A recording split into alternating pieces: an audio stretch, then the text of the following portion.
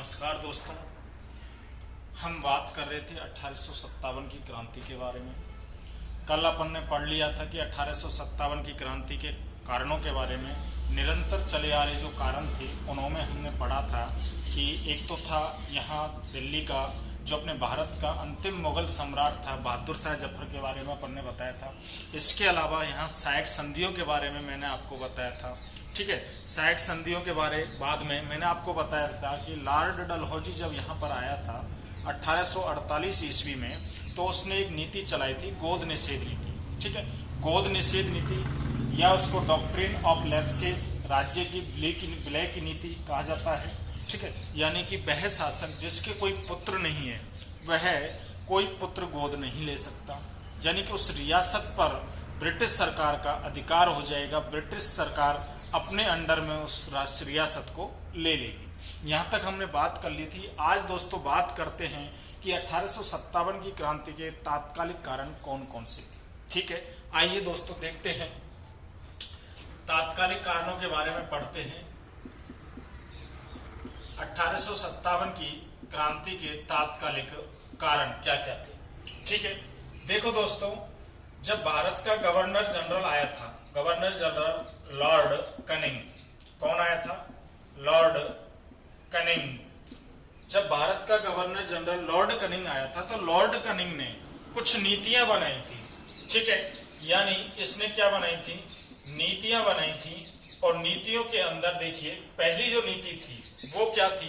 पहली जो नीति थी ब्राउन बेस बंदूक, यानी कि यहाँ के जो सैनिक थे पहले ब्राउन बेस बंदूक का उपयोग करते थे।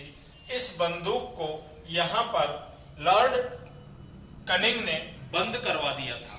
यानी कि यहाँ के जो सैनिक हैं, भारतीय सैनिक, अंग्रेजी सैनिक जिस बंदूक का प्रयोग करते थे उस बंदूक का नाम था ब्राउन बेस। ठीक है, जब लॉर्ड कनिंग यहाँ आया था तो लॉर्ड कनिंग ने इस बंदूक को क्या करवा दिया? बंद करवा दिया। और इस बंदूक की जगह एक राइफल का प्रयोग किया गया और राइफल का नाम क्या है? Enfield rifle. Enfield rifle. ठीक है, ब्राउन बेस की जगह कौन सी rifle? Enfield rifle. Enfield rifle में जो कारतूस था, कारतूस भरा जाता था, उस कारतूस का जो ढक्कन होता है उस ढक्कन पर देखिए गाय व सूअर की चर्बी लगी होती थी। गाय व सूअर की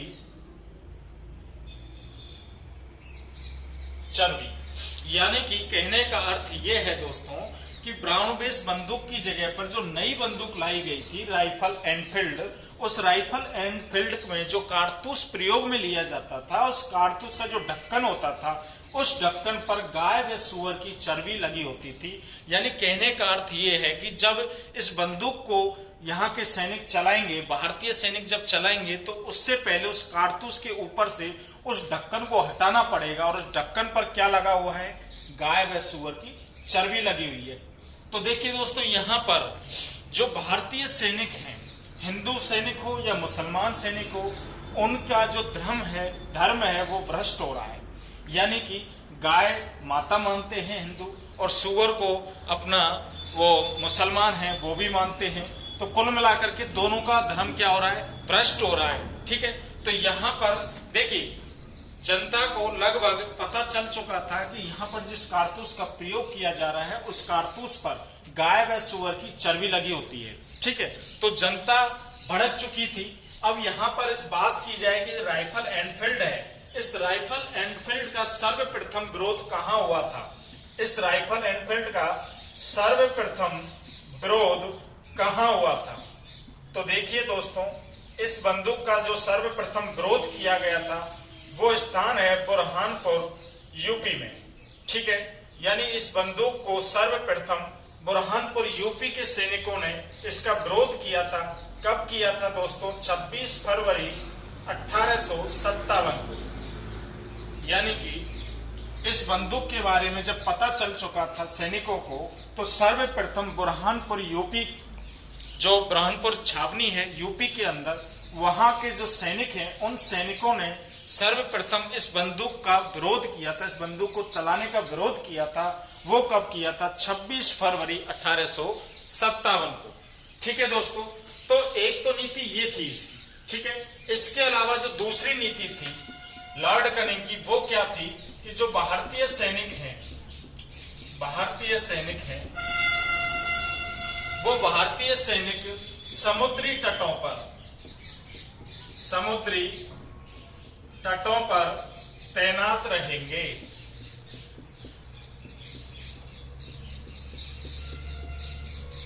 यानी कि लॉर्ड कनिंग ने शर्त रखी थी कि जो भारतीय सैनिक हैं वो भारतीय सैनिकों को समुद्री तटों पर भेजा जाए, यानी समुद्री तटों की जो रक्षा का भार है वो भारतीय सैनिकों को दे दिया गया। यानी जबरदस्ती भारतीय सैनिकों को कहां भेजा जा रहा था? समुद्री तटों पर रक्षा के लिए भेजा जा रहा था। तो दो तो ये नीतियां थी लॉर्ड कनिंग की, ठीक है। इसके अलावा देखिए तात्कालिक कारणों में क्या बात आती है। देखिए दोस्तों, तात्कालिक कारणों में दूसरा कारण जो है वो क्या है? एक स्थान पड़ता है दोस्तों बैरकपुर छावनी। कौन सा? बैरकपुर छावनी। और बैरकपुर छावनी कहां पड़ती है? पश्चिम बंगाल में। कहां पड़ती है दोस्तों? पश्चिम बंगाल में, ठीक है। बैरकपुर छावनी पश्चिम बंगाल में पड़ती है दोस्तों। यहां बैरकपुर छावनी में एक सैनिक टुकड़ी है। क्या है? सैनिक टुकड़ी है। और उस सैनिक टुकड़ी का नाम क्या है दोस्तों? सैनिक टुकड़ी का नाम है 34वीं बंगाल नेटिव इन्फेंट्री। 34वीं बंगाल नेटिव इन्फेंट्री, ठीक है दोस्तों। 34वीं इन्फेंट्री, यानी हम कह सकते हैं इसको एनआई, 34वीं एनआई, ठीक है। जो सैनिक टुकड़ी है बैरकपुर छावनी के अंदर, उसका नाम क्या है? 34वीं बंगाल नेटिव इन्फेंट्री या 34 एनआई। इस जो सैनिक टुकड़ी है, इस सैनिक टुकड़ी का एक सैनिक है दोस्तों, और सैनिक का नाम क्या है? मंगल पांडे। क्या नाम है? मंगल पांडे। अब देखिए दोस्तों, होता क्या है, ये मंगल पांडे है। मंगल पांडे को किसी न किसी की रूप से, यानी किसी सैनिकों के द्वारा इसको पता चल जाता है कि जो बंदूक आई है नई, अंग्रेजी सेना जिस बंदूक को चलाने के लिए कह रही है, उस बंदूक का नाम क्या है? राइफल एनफील्ड, ठीक है भाई। और जो बंदूक है, इस बंदूक में जो कारतूस भरा जाता है, उस कारतूस में गाय व सुअर की चर्बी लगी हुई है। इस बात का किसको पता चल गया? मंगल पांडे को चल गया। अब जो अंग्रेजी सैनिक हैं, अंग्रेजी अधिकारी हैं, वो मंगल पांडे को इस बंदूक को चलाने के लिए कहते हैं, लेकिन मंगल पांडे इसका विरोध करता है, इसको नहीं चलाता है। फिर क्या होता है, जो अंग्रेज अधिकारी हैं वो मंगल पांडे के ऊपर दबाव डालते हैं कि इस बंदूक को आपको चलाना होगा। तो मंगल पांडे देखिए दबाव में आकर के इस बंदूक को चलाता है।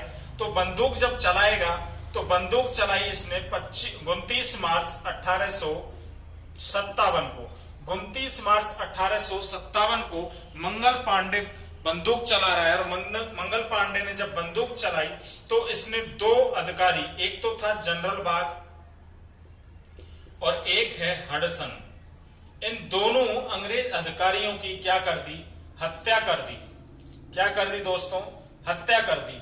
यानी कि मंगल पांडे ने दबाव में आकर के गुस्सा में दो अंग्रेज अधिकारियों की राइफल एनफील्ड से क्या कर दी?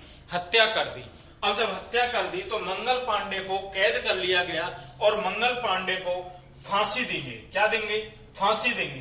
तो मंगल पांडे को देखिए 8 अप्रैल 1857 को फांसी की सजा दी गई। यानी कि 8 अप्रैल 1857 को फांसी दे दी गई। कहां पर दे दी गई दोस्तों? बैरकपुर छावनी के अंदर 8 अप्रैल 1857 को मंगल पांडे को फांसी दे दी गई। ठीक है, बात आती है दोस्तों फांसी देने वाला, फांसी की जो सजा सुनाई थी वो सजा किसने सुनाई थी? रॉबर्ट हुक ने। किसने दोस्तों? रॉबर्ट हुक ने। यानी कि मंगल पांडे को फांसी की सजा किसने सुनाई? रॉबर्ट हुक ने। और मंगल पांडे को बैरकपुर छावनी के अंदर 8 अप्रैल 1857 को फांसी दे दी गई थी। ठीक है, अब देखिए क्वेश्चन ये बनता है दोस्तों कि संपूर्ण भारत में 1857 की क्रांति के समय, संपूर्ण भारत में 1857 की क्रांति के समय शहीद होने वाला प्रथम व्यक्ति कौन आएगा दोस्तों? मंगल पांडे आएगा दोस्तों। Very good. देखिए, संपूर्ण भारत में सर्वप्रथम शहीद होने वाला व्यक्ति मंगल पांडे था। ठीक है दोस्तों। तो ये दोस्तों, ये जो घटना हुई थी, ये बैरकपुर छावनी के अंदर जो घटना हुई थी, इस घटना को कहते हैं दोस्तों 1857 की क्रांति की, 1857 की क्रांति की प्रथम घटना, प्रथम घटना। दोस्तों, मैंने आपको बताया कि एनफील्ड राइफल का सर्वप्रथम विरोध कहां किया गया था। सर्वप्रथम विरोध की बात आ जाए तो बुरहानपुर यूपी के अंदर कब किया गया था? 26 फरवरी 1857 को। ठीक है दोस्तों। अब देखिए, अगर आपसे पूछ लिया जाए कि 1857 की क्रांति की प्रथम जो घटना हुई थी वो कहां हुई थी, तो 1857 की क्रांति की प्रथम घटना कहां हो रही है? बैरकपुर छावनी। बैरकपुर छावनी कहां पर है? पश्चिम बंगाल में है। कब हो रही है? 29 मार्च 1857 को दो सैनिक यानी दो अंग्रेज अधिकारी मारे जाते हैं। कौन कौन से? जनरल बाग और हडसन। इन दोनों की हत्या कर दी जाती है 29 मार्च 1857 को, और मंगल पांडे को 8 अप्रैल 1857 को रॉबर्ट हुक के द्वारा सजा सुनाई जाती है और इसे फांसी की सजा दे दी जाती है। ठीक है दोस्तों। ये तो दोस्तों क्या है? देखिए, प्रथम घटना हुई 1857 की क्रांति की प्रथम घटना। अगर दोस्तों बात आए कि भारत में 1857 की क्रांति की शुरुआत कहां से हुई थी, शुरुआत कहां से हुई तो दोस्तों मेरठ है। क्या है? मेरठ है। 10 मई 1857 को शुरुआत जो है, क्रांति का सूत्रपात जो है वो कहां हुआ था? मेरठ के अंदर हुआ था। मेरठ कहां है? यूपी में है। 10 मई 1857 को। अब देखिए, राजस्थान की बात करें दोस्तों, राजस्थान की बात करें तो राजस्थान के अंदर राजपूताना रेजिडेंसी की स्थापना की गई थी। राजपूताना रेजिडेंसी की स्थापना कब की गई थी दोस्तों? देखिए, राजस्थान के अंदर राजपूताना रेजिडेंसी की स्थापना कब की गई थी?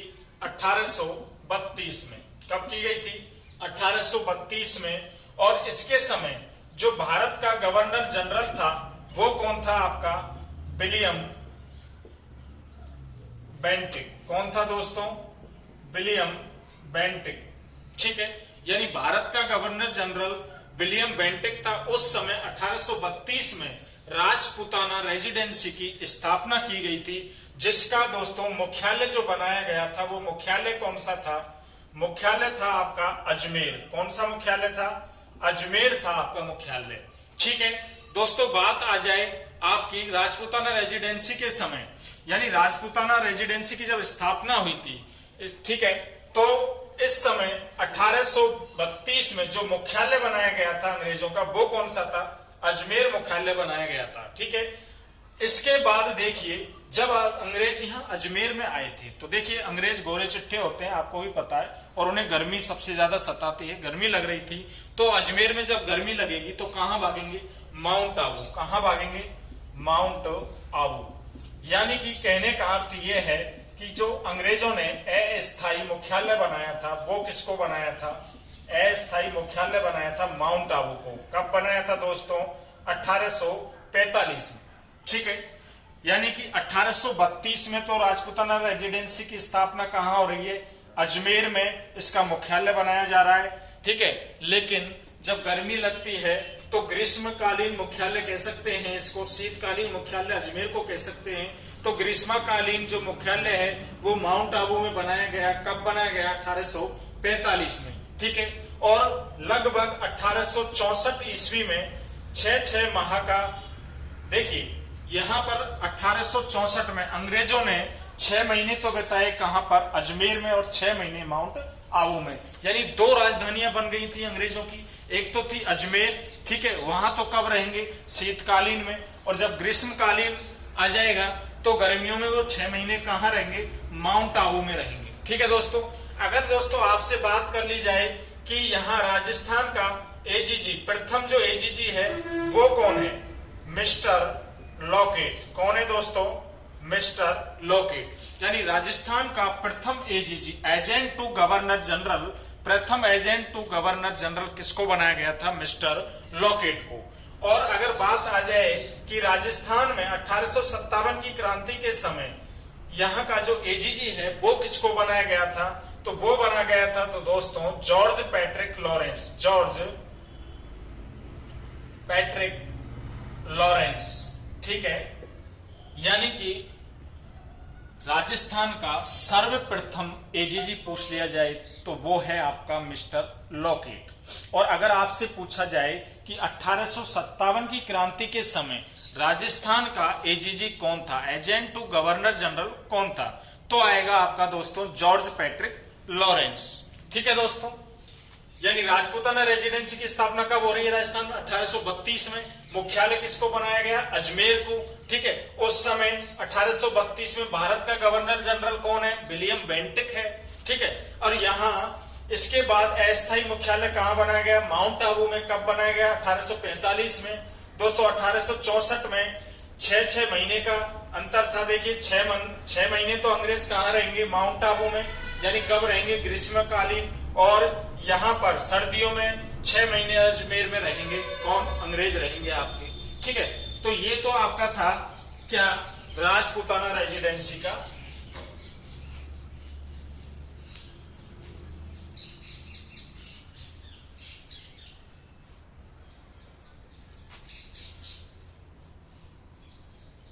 ठीक है दोस्तों, हमने देखिए 1857 की क्रांति के कारणों के बारे में पढ़ लिया।